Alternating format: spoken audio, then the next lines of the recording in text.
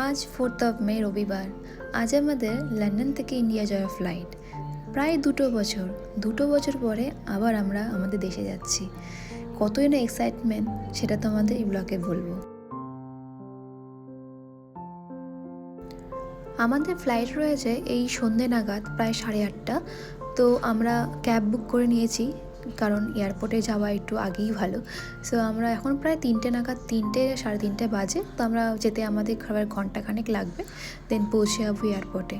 2টো trolley ভরে ভরে chocolate নিয়েছিলাম সবার জন্য। তো আমরা অলমোস্ট এয়ারপোর্টের দিকেই পৌঁছে গিয়েছি, আর কিছুক্ষণে অপেক্ষা। আজ বড় পুরনো দিনের কথা মনে পড়ছে, কারণ প্রায় 2 বছর আগে যখন এসেছিলাম সব কিছু ছিল আমাদের কাছে নতুন। নিজেকে নতুন করে অ্যাডজাস্ট করা, নতুন মানুষজন, নতুন পরিবেশ, নতুন কালচার, সব কিছু ছিল আমাদের কাছে নতুন। এই 2 বছর দেখতে দেখতে কী করে কেটে গেল হয়তো আমাদের কাছেও অজানা রয়ে যাবে। আর রইল ফ্যামিলির কথা বলতে গেলে তো চোখে জল চলে আসে।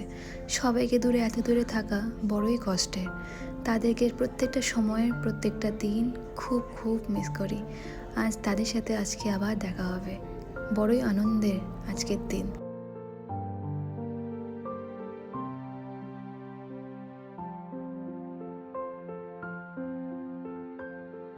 আমাদের সিকিউরিটি চেক এবং ব্যাগেজ চেকিং সব হয়ে গেছে। এখন আমরা এয়ারপোর্টের ভেতরে, আর ডিউটি ফ্রিতে আমরা হলাম তাহলে কিছু দোকান ঘোরা যাক। তো এখানে প্রচুর দোকান রয়েছে, আর হিথ্রো এয়ারপোর্ট বিশাল একটি বড় এয়ারপোর্ট। এখানে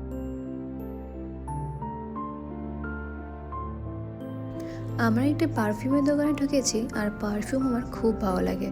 আর পারফিউমের গন্ধগুলো ছিল দুর্দান্ত। সব রকম ব্র্যান্ডেরই পারফিউম এখানে রয়েছে। তো আমিও একটি পারফিউম এখান থেকে নিই। আর তার সাথে রয়েছে টেডি কার না ভালো লাগে, সফট টয় খুব ভালো লাগে।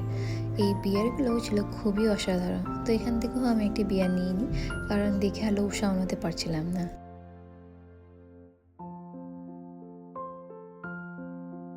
এবার আমাদের ফ্লাইটের টাইম হয়ে গেছে। ফাইনালি ফ্লাইটটি ছিল ডিলে। আমাদের 8:30টার ফ্লাইট এসেছিল প্রায় 11টার দিকে। তো অনেকটা অপেক্ষা। ফ্লাইটের ভেতর ঢুকে আর নিজেকে কন্ট্রোল করতে পারছি না, হাসবো না কাঁদবো। একদিকে যেরকম ছিল এক্সাইটমেন্ট বাড়ি যাওয়ার, অপরদিকে ঠিক ততটাই খারাপ লাগা ছিল আবার 1 মাস পরে ফিরে আসতে হবে। এনিওয়েজ, খাবারগুলো দিয়েছে, খাবার খেয়ে আমরা একটু ঘুমিয়ে নেব, কারণ প্রচুর টায়ার্ড। তার মাঝে শুনবো গান শুনতে শুনতে প্রায় সকাল হয়ে গেছে। ঘুম থেকে উঠে দেখি বাইরে অপরূপ দৃশ্য।